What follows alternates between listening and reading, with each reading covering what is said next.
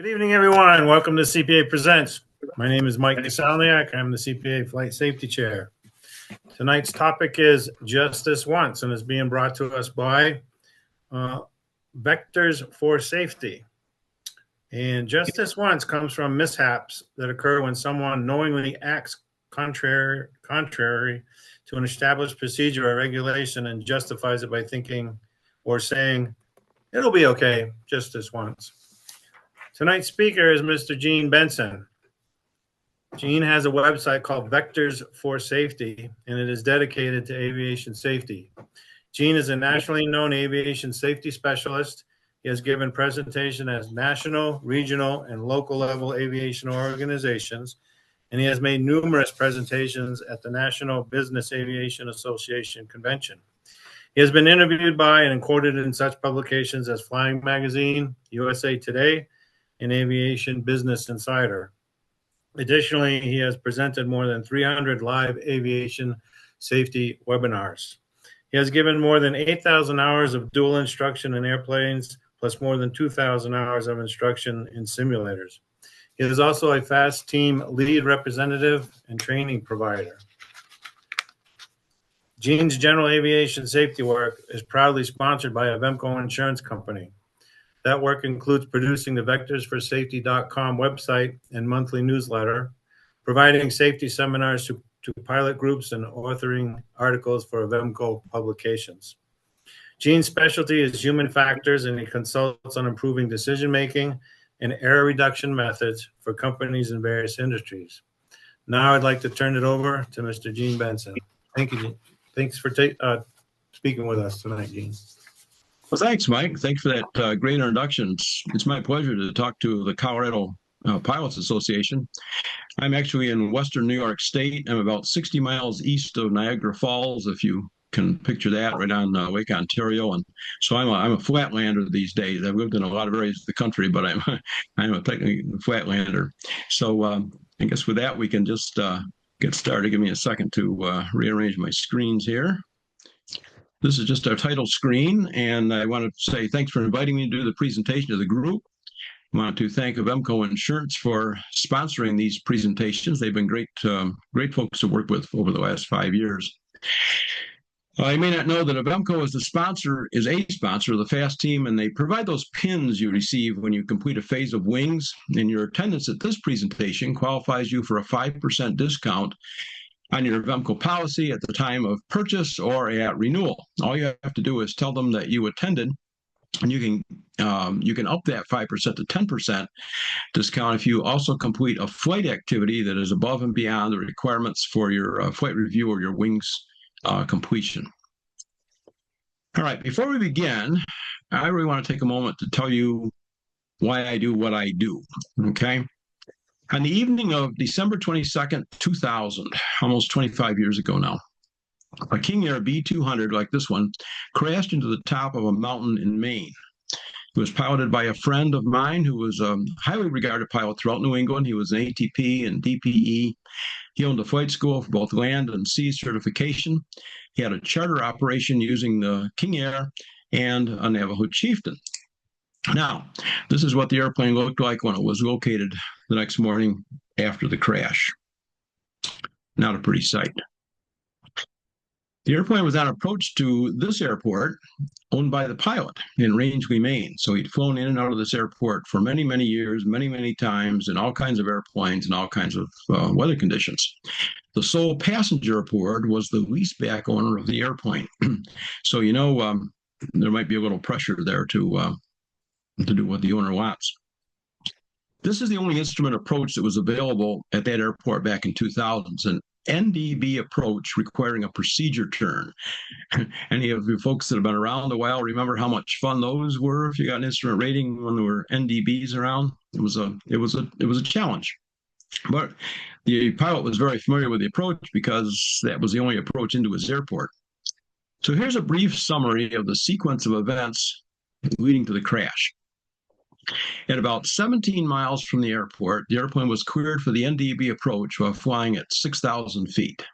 And I should mention it's dark outside at this time.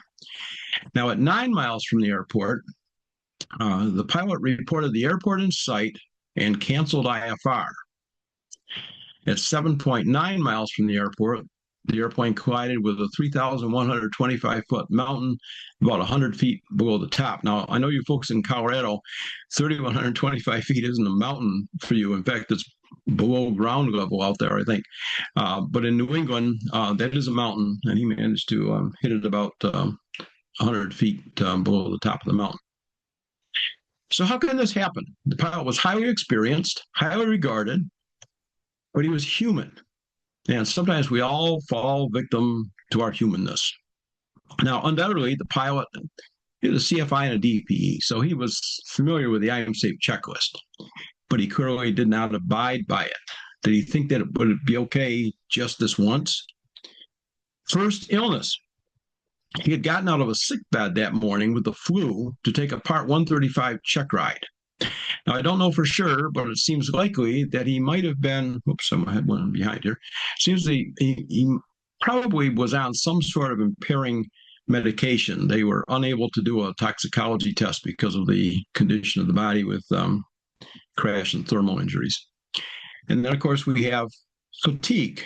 Are we tired? Are we unrested? Now, he had taken a check ride in the morning and flown from Maine to Boston Logan to pick up his passenger, who, was, we said, was also the leaseback owner of the King Air, and to fly him to his vacation home in Rangeley, Maine for the holidays. Here we are, remember, December 20th this happened. But upon arriving in Boston, the passenger requested to fly to Portland, Maine, so he could go to the mall for his Christmas shopping. Now, you're probably going to do what the leaseback owner of the King Air wants you to do, right? So they departed Boston. They landed at Portland. Several hours later, they departed. Got to have myself there. Several hours later, they departed IFR for Rangeley, Maine. And I don't know if you've ever flown in or out of Boston Logan Airport. I have many, many times, and I can tell you that it alone can be a fatigue-causing event with their inner, outer, and connecting taxiways. Okay. So Steve's crash was the last of 5 friends and colleagues of mine, all experienced pilots who were involved in serious crashes in the previous 5 years. Now, 4 of the 5 crashes resulted from human error by the pilot. One resulted from an airplane design error, which was later corrected by AD after the crash. So again, why my safety initiative and why human factors? Well, in 2001, I realized that most of the crashes were a result of human error. So I decided to focus my attention in that direction. And in 2002, I began my safety initiative that I continue today, which has been sponsored by Avemco Insurance for the last 5 years. But I realized in the process that it's usually not that a pilot wasn't trained adequately or that the pilot was reckless. It's just our humanness causes us to do something that we sometimes know we shouldn't do. So with all that said, let's begin our program. How many times do mishaps occur after a person thought or even said out loud, I thought it would be okay just this once? The person recognized that they were deviating from a standard procedure or a practice or something that they have been told by a more experienced person. Think back for a moment and try to recall if you've ever been in that situation. You know anybody who's violated an established procedure and had a bad outcome? How about a person who has violated an established procedure and did not have a bad outcome? We'll talk more about that later on. So let's get started. Let's set the stage by talking about hazard and risk. Hazard is a source of danger, while risk is about how we manage that danger. Example, rattlesnake is a hazard, right? It has a poisonous bite, painful bite, bad things can happen. Encountering a rattlesnake behind glass in a zoo poses very low risk. But encountering a rattlesnake while walking in sandals, well, that's a little bit greater risk. Flying an aircraft presents numerous hazards. Our job as pilots is to manage those associated risks to an acceptable level. We cannot eliminate all the risks in anything we do, but we can manage them to an acceptable level. So how can we do that? How can we do our jobs as pilots better? Let's talk about procedures, regulations, and mentors. Since our first flying lesson, right, we've been taught practices as an effective means of managing risk. We probably had a flight instructor or some other mentor reinforce these or offer other helpful tips on being a safe pilot. All pilots have been taught standard practices for safe procedures. Some of those are, visually check the fuel quantity, check that the controls are free and correct, calculate weight and balance, remain clear of wake turbulence, don't fly with a known maintenance discrepancy, verify the runway you're going to use is long enough, and of course, there's a lot more. We've also been taught and examined on the FAA's regulations and established procedures for flying. And we may have had mentors like flight instructors or other professional pilots reinforce the importance of following procedures and regulations. Where do these procedures and regulations come from? Do a bunch of people sit around in a room and say, well, let's find some way to take the fun out of flying for all these folks? No. They sometimes might seem trivial, the regulations and procedures, and they might seem cumbersome. But the hard truth is that they've been written in blood. That's how they've come about. So how many of us have rationalized, I know I should or I should not do something, whatever it is, well, it'll be okay, just this once. I'd say it's probably unanimous. I know I have. If we're honest, we probably all have done that, right? Well, this program explores the psychology of why we sometimes deviate from the procedures and the regulations that we know are important. And why do we do that? Two main reasons. We've all been warned about the first reason, external factors, right? Let's spotlight that for a bit. Sometimes there's a time crunch. We need to get off the ground for some reason. We either have to be there at a time or, there might be weather moving in or something else might be going on. And sometimes it's about comfort. It's too hot, too cold, too rainy. Checking the fuel for, water or sediment is an example for that. I know we get some very, very cold weather here and where, as I know you do in some parts of Colorado, and crawling under the wing of a Piper or something to get that fuel sample, it's like, well, I think it'll be all right just this once. Moving on, do we abbreviate a pre-flight inspection because we're afraid that we might find something or the flight might be delayed? Or what other reasons might be in play? Well, there might be a cost consideration. The pilot might fear the cost of maintenance or might try to limit the Hobbs time or fuel burned. Pilot might not taxi to use the full length of the runway and might not execute a go-around or might taxi too fast. And, this would also be a Hobbs meter consideration on that. Maybe we have a disability, temporary or permanent. I know of a case in which a pilot died in a survivable crash because his head struck the panel. He had not fastened his harness because he had a shoulder injury and he was unable to reach it. This is that airplane. I think you can see from the photo that the cabin area is pretty intact. From the NTSB accident report, quote, the shoulder harness was available for use, but was not being used at the time of the accident, end quote. And also from the NTSB report, according to friends of the pilot, he suffered from a shoulder injury, which made it painful to use the shoulder harness, end quote. The autopsy report concluded that the pilot died as a result of blunt force injuries of the head and neck, end quote. Now, did the pilot think, I know I should use the harness, but we'll be okay just this once? Here's one of my favorite ones. Maybe we need a restroom. Some of you can relate, probably. I know I can. I know I did something dangerous one time because I really needed a restroom. I know of an accident in which a professional flight crew did not do a go-around, even when they knew they were landing too far down a short runway in a business jet. They went off the end. And some inside knowledge. They were older guys, and it was the end of a 4-hour flight, and they needed a restroom. Yep, like that. Okay. My theory, possibilities, we might abbreviate a traffic pattern. We might do a go-around. If the approach is too fast or just not good, we might taxi too fast, and we might fail to properly secure the airplane. And of course, many more things. Here's my story. One fall around Thanksgiving, I was flying my Beach Duchess from Nashua, New Hampshire to St. Mary's, Pennsylvania. It's in northwestern Pennsylvania. It was a nice, clear, crisp, cool day. I had consumed a bit more coffee than I should have prior to the flight. About 30 minutes shy of my destination, I realized that a restroom would be very nice. About 20 minutes shy of the destination, I realized that a restroom would be absolutely wonderful. I entered the traffic pattern for runway 28. I realized that a restroom was of the utmost importance at this point. Now, before I continue, some of you may know that, or may not know, being so far away in Colorado, but hunting is a premier activity in northwestern Pennsylvania.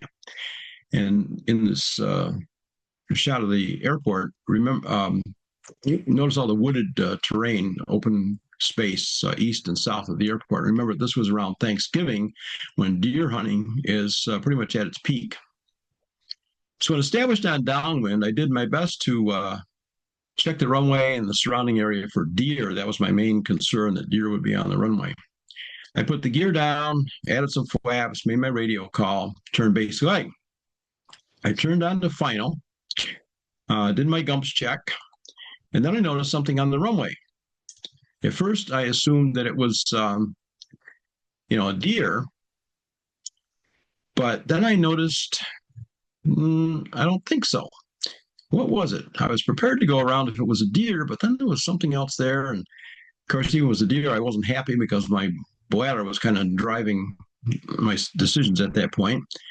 When I got closer in, I realized that it was two hunters walking down the middle of the runway with their backs to me. They had no idea that I was there. Now, the X shows about where the hunters were standing. Now, what should I have done? Execute a go around, right? That's what I would have done had it been deer on the runway. But my bladder was drowning my good sense. I already had the prop levers forward, of course, and I moved the throttles forward to their stops while I retracted the gear. But I maintained a level altitude at about 20 feet above the runway while rapidly accelerating. I can imagine that it made those hunters need a restroom as I went over them at that altitude, probably. I re-entered the pattern and landed without incident. But,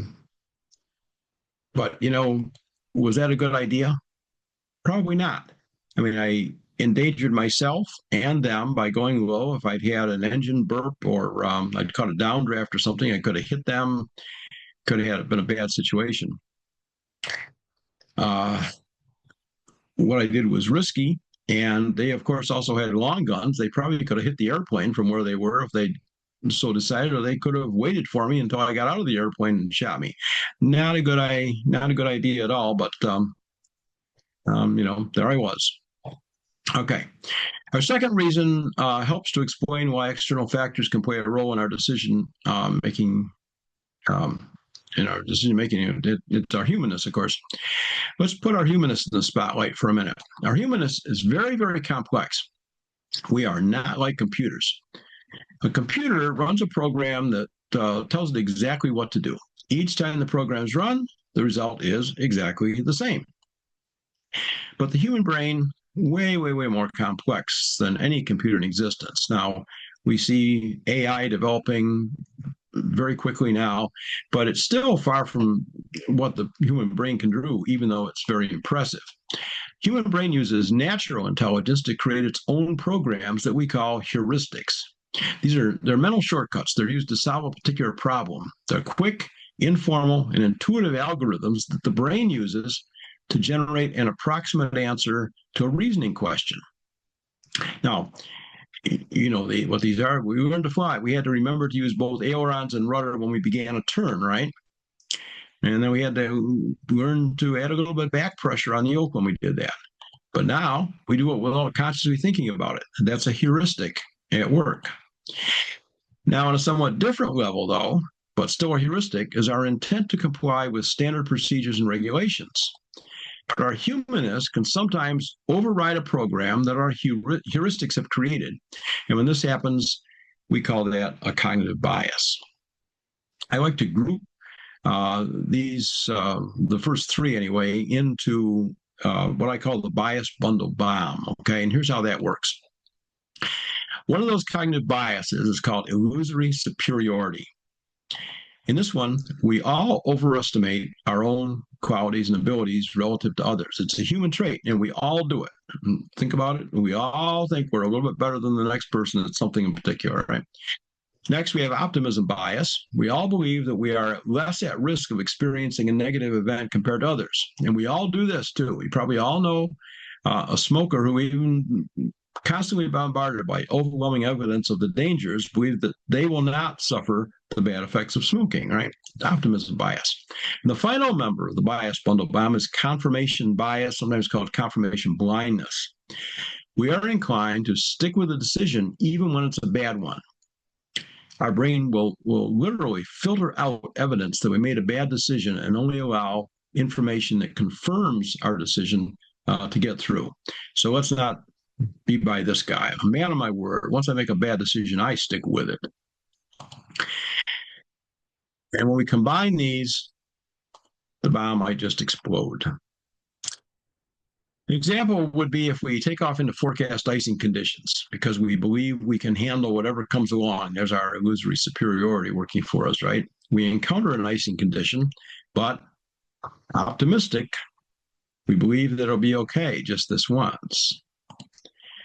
And then we convince ourselves that things are getting better than they were just a little bit ago, even though the windshield might still be opaque. Here's a fictional scenario, but it's based on a real event that I witnessed. And I really did witness this kind of an event. It happened at a flight school that I owned in New Hampshire back in the 90s. In what I experienced, the flight instructor was very quick thinking and very capable, and the airplane landed without incident. But in our fictional scenario here, not the case.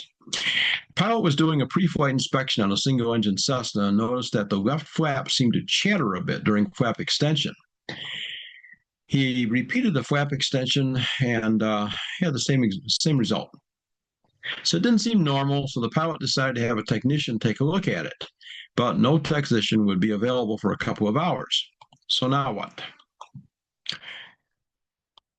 The pilot decides to take a delay until the technician can take a look at it. Smart decision. But the purpose of the flight was to attend a wedding 500 miles away. There was not time to drive, so the pilot decided to cancel the flight. Problem, complication, external factor. The pilot's daughter is the passenger and is the maid of honor at the wedding. Uh-oh. So the pilot checks the weather and finds that a front is moving in on the destination. He decides that if they leave now, they can make it in before the weather gets there. We can beat the front if we depart within the next half hour, so let's go. Pilot decides to go and just not use the flaps. Seems reasonable, right? Don't need the flaps in a 172. They arrive at their destination and learn two things. First, only the short runway is available due to an incident on the long runway. And second, light rain has begun, so the runway is wet. So the pilot thinks that maybe a no-flap landing on this wet runway might be a problem. So he decides, we'll use the flaps. It'll be okay just this once. So the pilot begins to add flaps on downwind. The left flap catches, and the mechanism fails at the flap motor. The left flap retracts fully, leaving the flaps immobilized with the right flap extended at about 25 degrees and the left flap fully retracted. The pilot can control it with aileron until the airplane slows down. It was not okay just this once. What happened in my flight school was we had a strict, we wrote any discrepancies up in the airplane, and once it was written up, the airplane couldn't go until maintenance looked at it. And the student who was, he was an advanced student, went down and pre-flighted the 172 without the instructor present, and noticed that one of the flaps was catching like that, just like in the scenario here. And he went back And why he didn't go to maintenance, I don't know. He had to walk by the maintenance hangar to come back up to the office. But he came back up to the office and he talked to the chief flight instructor. Chief flight instructor, very experienced guy, walked back down to the airplane with him and said, let's see. And they tested it 2 or 3 times more, and it was fine. It didn't catch or anything. So, well, I guess it's okay. So it wasn't really just this once thing. They really thought it was okay, but never had maintenance look at it. Took off, went out, flaps up, flaps down, training session, doing stalls and, training flaps are moving all the time, right? And they were just getting ready to come back into the airport. They were doing one more maneuver with full flaps, and they went to put the flaps down, and the left flap caught. And the motor for the flaps in 172 is right above your head, above the headliner. And there was a good amount of torque going into that motor to move the flaps, and it snapped. The motor, one of the shafts just broke the gear in there. So, of course, it was free to move, and it went snapping all the way back up. And now the flaps were totally immobilized with one at about 25 degrees and went up. And when they started to come back into land, the roll could not be controlled by the ailerons because the big flap out there. So the instructor used his head. He declared an emergency. It was a towered airport. It was Nashua, New Hampshire, and by now I was made aware that one of our airplanes was inbound in emergency. So we all went out toward the runway to watch. And that young flight instructor brought that in and put the airplane on the ground at probably about 105 knots. And once he was planted on the ground, he killed the power and got on the brakes and stopped the airplane right on the center line of the runway and taxied off. And everything was fine. But everybody got a lesson that day on, never take a problem airborne. If you suspect there's a problem, don't take it airborne. Let maintenance look at it. Because maintenance knew right away. They knew that the flap track had a problem. Anyway, enough about that. Okay, so this pilot in our fictional scenario here fell victim to one of our 12 common error causal factors, lack of awareness. Prior to arrival, he was not aware of the closed runway. Perhaps he could have diverted to a nearby airport. He also fell victim to another one of our 12 common errors, lack of knowledge. The pilot did not know that failure of a flap to operate smoothly is a sign that there was a problem with the flap track. The pilot also did not know that a stuck flap can cause a failure within the flap operating mechanism that will allow one flap to go free. We don't know what we don't know. We can't know everything, right? So we may not know why a procedure or regulation was put into place. Do we just assume that since we don't understand why it exists, it isn't important? Not a good idea. Every regulation, every procedure was put in place for a reason. We cannot know the reason or the origin for all the regs and procedures. It's fine to question a procedure and learn more about it and to take action to change it if appropriate.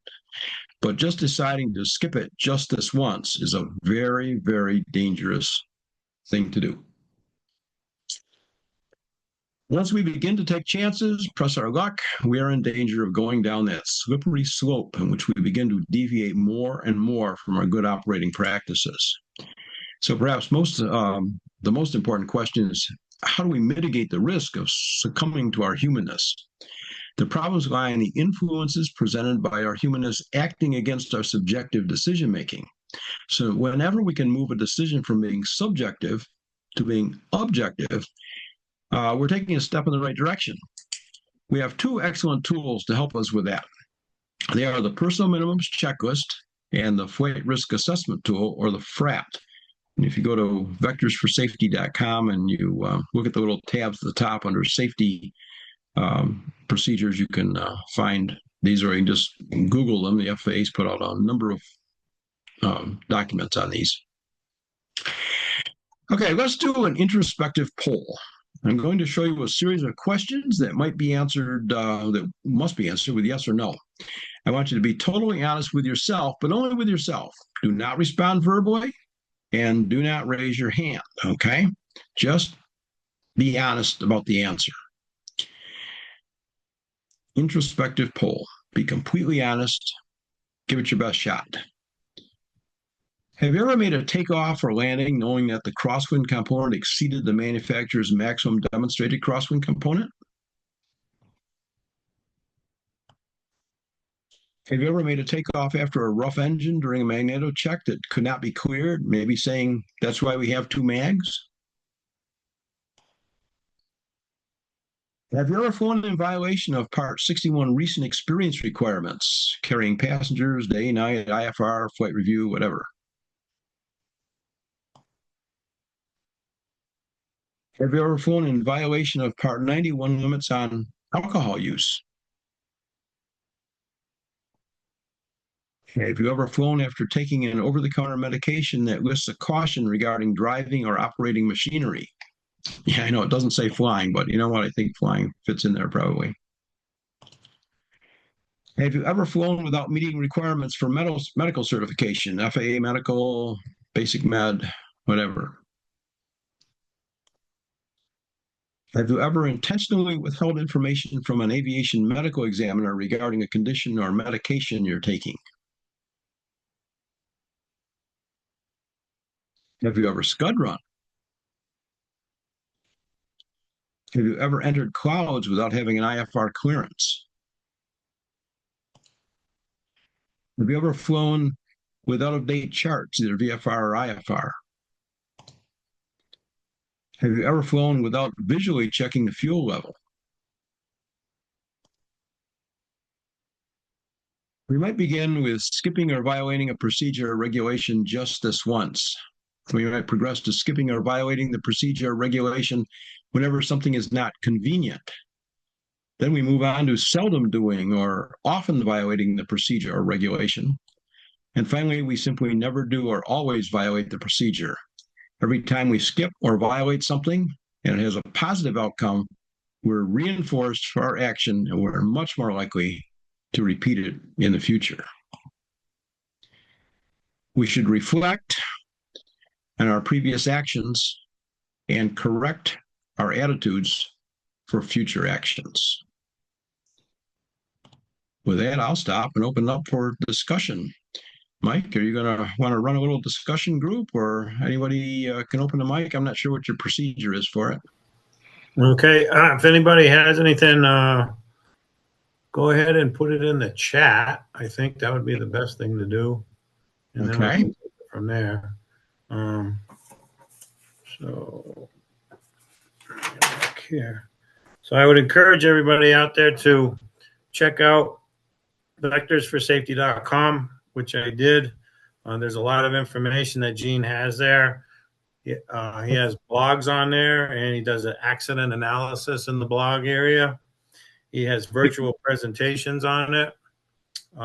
There's 28 of 40 videos that are on the website right now. And there's 7 courses online that are all free out of 60. And he rotates the courses and the videos. So they might be there for a couple of weeks, couple of months, then you go back in and it's all different.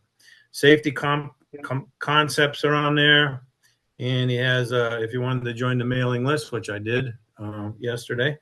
So there's a lot of information. It's a very well done website. I'm very impressed with it, and that's one of the reasons why I subscribe to it. So let's see if we got any questions out there. Anybody have anything in the chat, or if you don't want to write it down, go ahead and we'll open up the floor and ask away.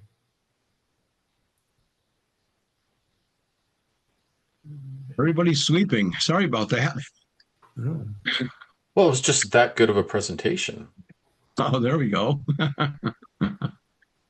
I do have here till midnight if you want. I do have while you were talking about the one of the things you're talking about, and I was thinking about it, and I'm like, Rangeley, Maine, Rangeley, Maine, Rangeley, Maine.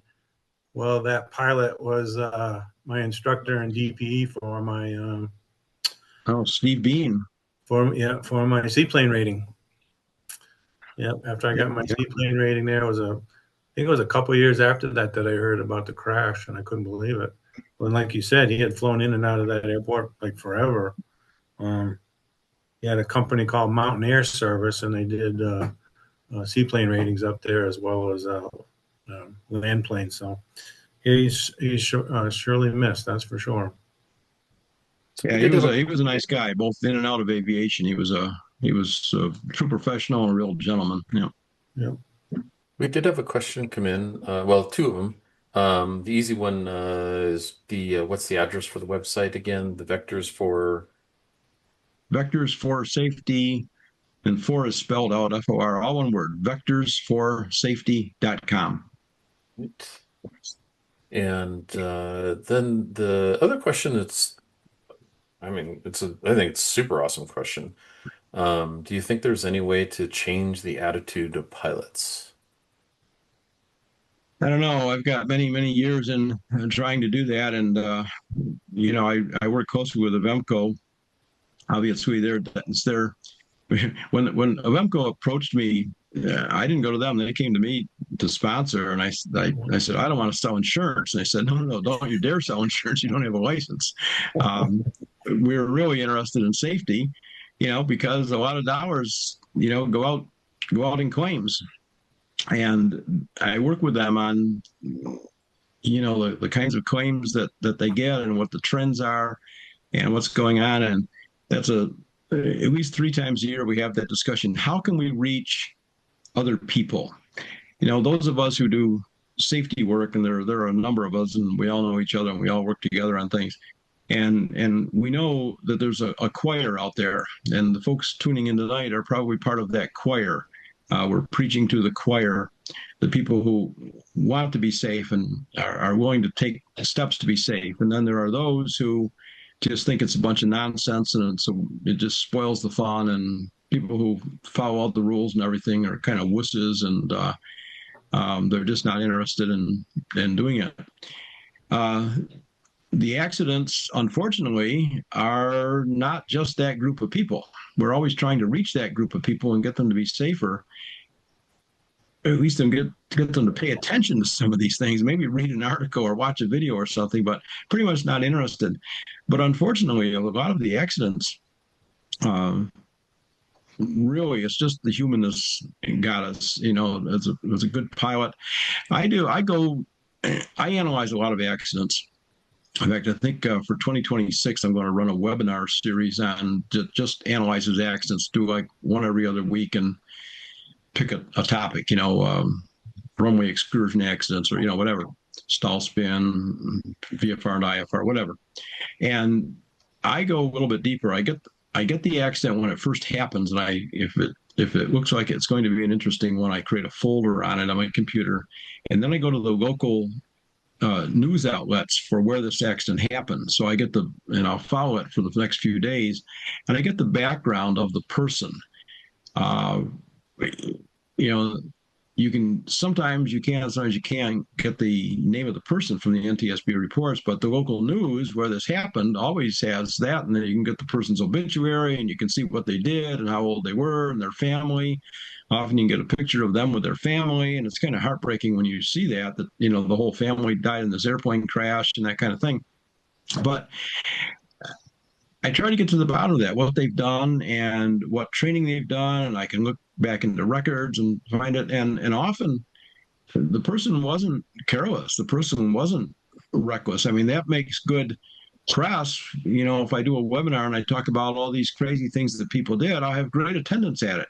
But that's not mostly what happens. It's mostly people that are trying to follow the rules, do intend to follow the rules, and they've had their training and all that sort of thing, but they just fall victim to the humanness, either the external factors or any number of things, the cognitive biases, and and away we go, and we do it. And the just this once is a really, really big part of that. I mean, I've done it. We probably all done it at some time or other. I try not to, and I apply it to all kinds of things now. I work in other industries besides aviation, and I really push the human factors stuff on it for safety and stuff. And I go up and down the cellar stairs a lot in our house. A little workshop down cellar, and the laundry's down there, and all kinds of things up and down the cellar stairs 20, 30 times a day usually. And I always kind of ran up and down the stairs and never used the handrail because I always had something in my arms going through. And I think about 4 years ago, I took a tumble and I bounded down those stairs. And at my age, I don't bounce as good as I used to, you know. Fortunately, I didn't break anything, but boy, was I ever sore for a couple of days. And you know, that was my wake-up call. I didn't get hurt, but now um, if I can't hold the handrail, I make two trips. I hold the handrail going down. My son-in-law, a perfect example, is auto mechanic. Going back quite a few years ago now, when he was fairly new at it, he was working for a dealership, and end of the day, they were trying to get a customer's car out, and he had to put a wheel back on.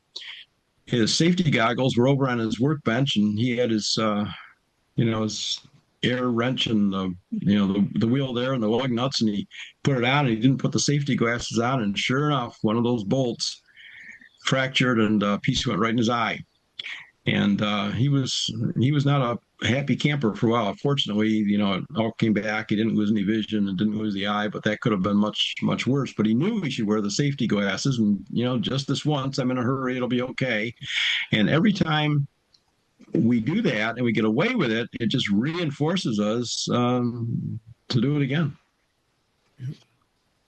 So, Jim, you've got your hand up. Feel free to ask your question there. Yeah, I didn't. Thank you. I just couldn't type this one. So, kind of, I think a close cousin to what you're talking about, the just this once is the question I have is, what strategy would you recommend for when you get in that situation where you know the right thing you're going to do? Okay, you prepared, you studied the weather, you've gone through your checklists and all this stuff, and then at least I find myself for some reason at the last second, you go, out of hell with it, I'll just do it.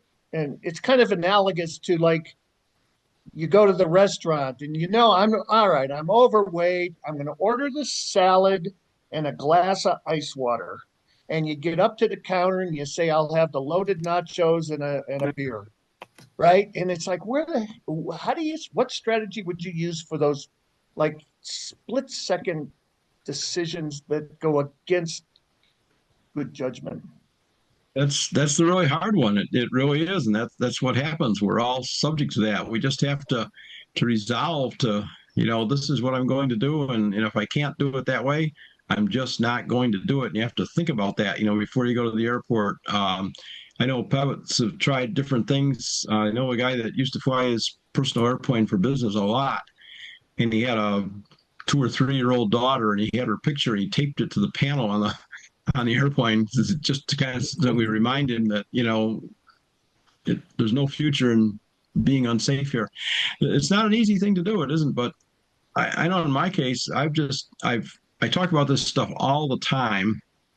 My wife gets pretty sick of hearing about it, but anyway, I think I've pretty much inoculated myself that I stop and I do think about it before I do it. But I know it's tough, and I don't always do that. I mean, I can relate to the diet things. I'm not diabetic, but I'm tickling it every time I go and get the blood work, and the doctor says, okay, you know, here's the diet you should be following, all this stuff. But I like my food, and I like my you know, my sweets, and you know, I know I should do it, but I also know that isn't something that's going to kill me this time. You know, but we're in the airplane, it might just kill me this time if I don't do it right, if I don't follow the procedures. I wish I had something bulletproof that I could give you as an answer to that question, but I don't. We have another question from the chat. I have a 65-year-old POH and a substantially upgraded airplane, panel, engine, and props. How do I even know good, and that's in quotes, procedures at a 700-hour private pilot? That's a good question. You probably don't.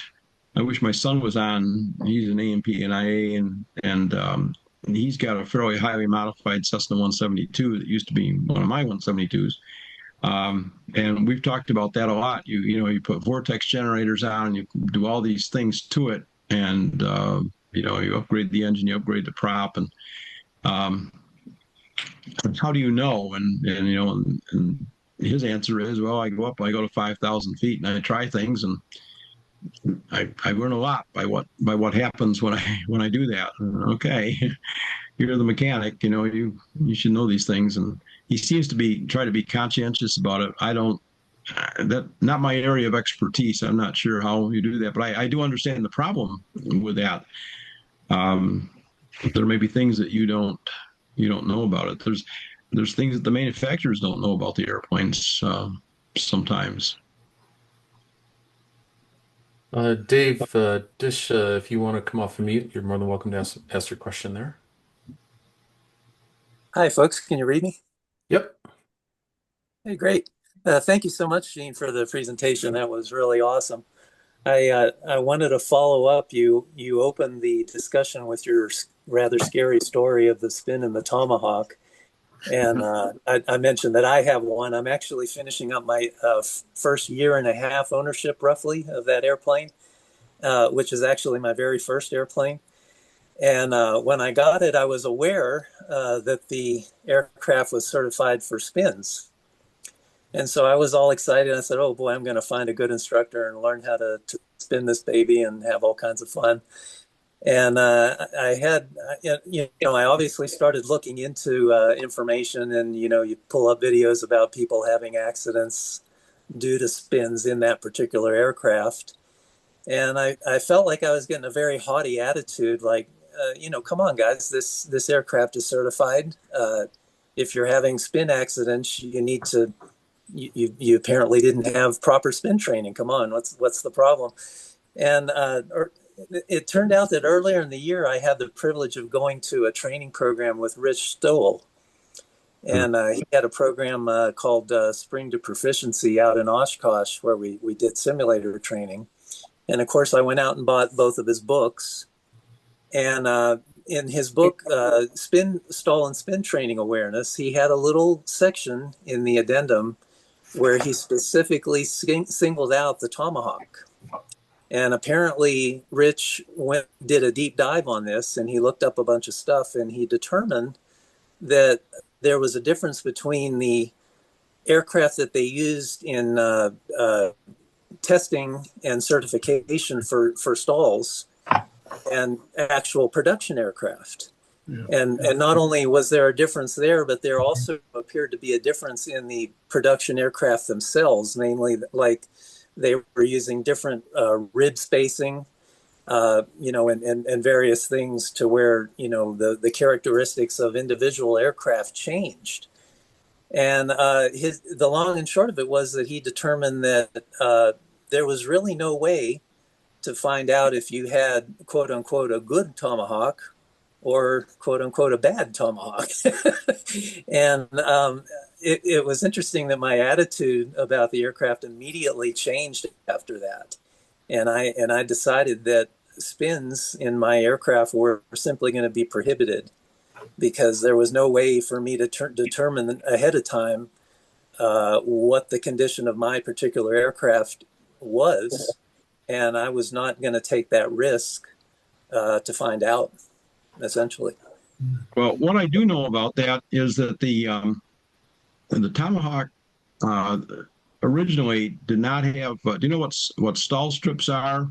They're little yes. Like little triangular things stick out from the front of the half-inch or less stick out from the front of the wing. They're just little triangles. Right. They cause the wing to stall. That portion of the wing to stall earlier than the rest of the airplane.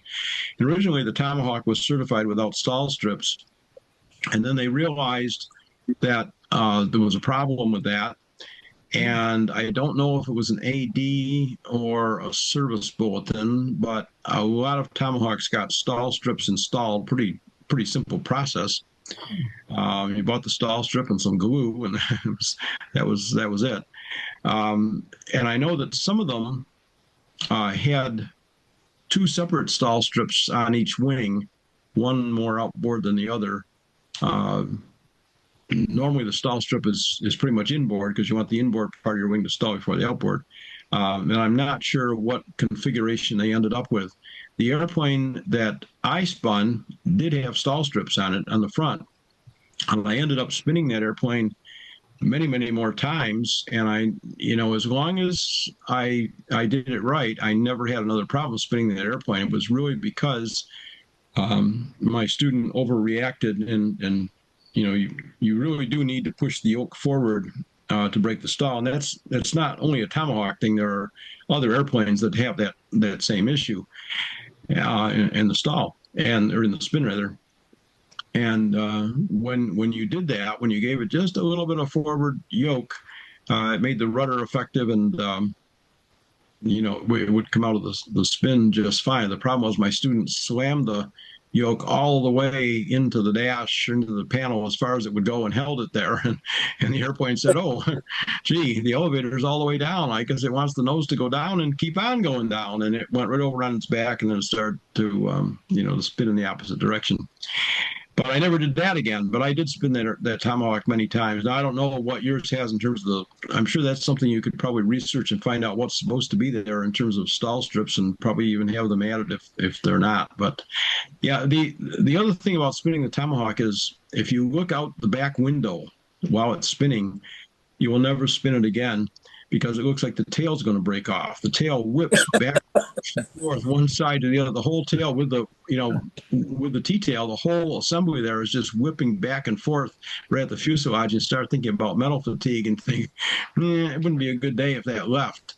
So I probably wouldn't go out and spin one a lot, but at that time I was doing a lot of CFI instructing. It was the only spin airplane available, and of course you have to do spins when you train CFI. So I lived through it. Here I am. I did it more than just this once. Well, thank you, Gene. You're welcome. Wow. That's good. All right. Any other questions from the crowd? I've got a couple. Okay. I just want to make sure those intending get their chance. Going back to the question along, is there any way to change the attitude of the pilots? I go back to my initial training, and maybe it's just the personality that I am, where my initial flight instructor did a very good job of really instilling in me, a lot of the responsibility that comes with the decision making and following the rules. So, do you think some of that goes back to proper training, given that, we've had a run over the last number of years of very young CFIs working on building time up, and they might not necessarily have the life experience to properly pass that information along. My flight instructor was 15, 20, 30 years older than I am. I'm not really sure how old he was, but he had a fair amount of lifetime experience of flying. So do you think that plays a factor into it? Oh, it absolutely does. In education, we talk about the law of primacy. What we learn first, we learn best. And if at first you're taught to follow the rules, but I'm telling instructors all the time, you have to follow the rules too. The first time the instructor says, "Well, I'm in a hurry, we won't check the fuel today," that just negates all the training you've done up to that point. We had a near fatal accident here when an instructor jumped in the airplane, didn't check the fuel, and ran out of fuel on climbing out the first takeoff. What can you say about that? No, absolutely. My instructor was that way too. Follow the rules. It was very, very rigid. And by the way, my first flight instructor is 94 years old. He's still alive, and I call him out every other week, and we have a nice little chat. He still has his mental faculties around. In fact, he remembers things that I don't from back in those days. But yeah, very, very important to do that. And there are a lot of young flight instructors that are building time for that. I have a granddaughter who's one of them. She's 22-year-old flight instructor, CFI IIMEI. She's in South Carolina. Her parents always owned an airplane. They've always lived on an airport, property. And she, as a little kid, she rode around in a baby seat in the back of their Cessna 172, and they worked for the airlines, and she was always going on the airline flights. And she grew up with it. Never showed any interest in learning to fly. And then the pandemic hit. She graduated from high school during the pandemic. She did her senior year in high school in her bedroom on a computer. And she was going to go to college. She had good grades. She wanted to be an engineer. But she said, you know what? I want to have the college experience. I don't want to do my freshman year in college from my bedroom. So I'm going to take a gap year and we'll see what happens. So she took a job at the local airport as a part-time fueler and part-time receptionist. And she got offered a few rides while she was there. She took the rides. Then she called me one night and she said, you know, I think I might want to take a flying lesson. After my experiences of having people that I've encouraged to fly die in airplanes, I don't encourage people to fly anymore. I will support them once they made the decision, but I try very hard not to influence the decision. So I said, okay, well, take a flying lesson, see what you think. She took the flying lesson. She called me and she said, okay, that's it. That's what I'm going to do. That's my career. Here we go. So she enrolled in the ATP flight school down in Greenville, South Carolina. And she went from student pilot, no flying experience, one lesson under her belt, to CFI, private commercial instrument, CFI, II, MEI in 13 months. Yeah. So now here she is. She got a job with a flight school, flight instructing. And my head is spinning here, thinking, trying to talk to her and try to see what's going on in her head. And, she had no practical. Now, granted, she had ridden with her parents a number of times. She never missed an Oshkosh from the time she was in diapers, flying up there in their 172 and things like that. But she was in the back and she was not paying attention to what was going on in the airplane. So she had very little practical experience. So I talked to my son and I said, why don't you give her the key to the airplane and say, look, when you got days off, you go do something. Don't go around the pattern, go somewhere. So she did that, and she took the airplane to Oklahoma, where there's relatives, a couple of times, from South Carolina out to Tulsa. Did that a couple of times, and she flew up to she went to Arizona. She went to Texas a few times, and she had some adventures, and she did learn some things. One of the things she learned was plan ahead for where you're going to land and get fuel, because the airport says they have fuel doesn't mean that there's somebody waiting to put it in the airplane for you. And she's got a dog, a little beagle she calls Snoopy, a dog. She's got a special harness. The dog goes in the airplane in the back seat, like passenger a little bit. Well, she and the dog headed out for Oklahoma, but they didn't leave till evening. She wanted to get nighttime, so she was going to fly at night. And then she realized, she knew she planned to get fuel, so she landed at her fuel stop. Airport's fine, but it's all locked up. The FBO is all locked up. Nowhere to go. It was kind of cool outside, and oh dear, now what? Well, there was sometimes, if you ask, doesn't hurt to ask, I guess. She called a number that was posted on the door if you needed fuel, and the person answered the phone said, well, there's a $200 charge for me to come out and put fuel in your airplane. So she said, So she told him the situation. I've got my dog, and it's cold, and I don't want to take off, and hope they got enough fuel to go to another airport,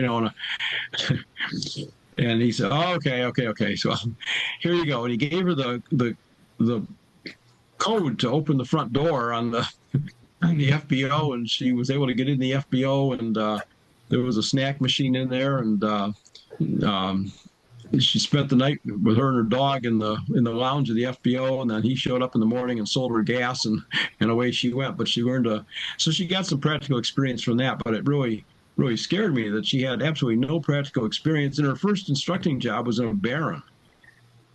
She trained in a Piper Seminole, and they didn't have a multi-engine instructor, so they gave her the 5 hours required. Multi-engine, you have to have 5 hours of PIC before you can instruct in it and make and model. And they gave her the 5 hours. They went out, and the chief pilot out and flew her for 5 hours, and she was instructing in a Baron as a brand new CFI. I'm like, oh my God, what are you doing here?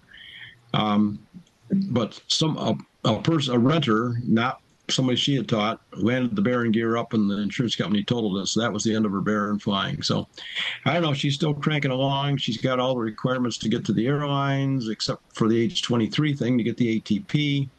So she'll be 23 in April, and I don't know what's going to happen there, but I'm just keep crossing my fingers every day that I don't see her in the ASIAS reports in the morning. Yeah. All right. Well, if there's nothing else, I can sign off and let you folks do your thing. I really appreciate you having me tonight. And anytime you want me to come back, let me know. I like doing these things. I don't have to travel anywhere. Pretty nice. Just sit right at home and talk to anywhere in the world. I did one for a flying club in Singapore last year. They're everywhere. The time change is different. It's difficult to deal with that when you do that. You guys are only 2 hours. That's pretty easy. Yep. No, thank you, Gene. Really appreciate it. All right. Thank you. And hope to see you again. And remember, fly like your life depends on it. As it does. Have a good evening. All right. Good night. Thank you.